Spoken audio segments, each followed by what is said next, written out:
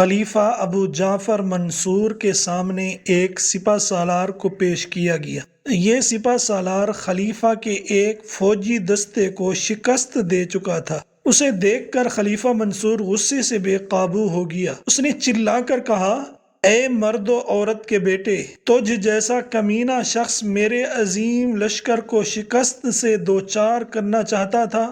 قیدی سپہ سالار نے کہا، کل میرے اور تمہارے درمیان تلوار کا مقابلہ تھا اور آج تم مجھ سے گالیوں کا مقابلہ کرنا چاہتے ہو۔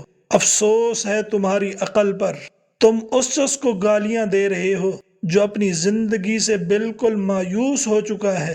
اس حالت میں غلیظ ترین کلمات کہنے سے تم اسے کیا روک سکتے ہو؟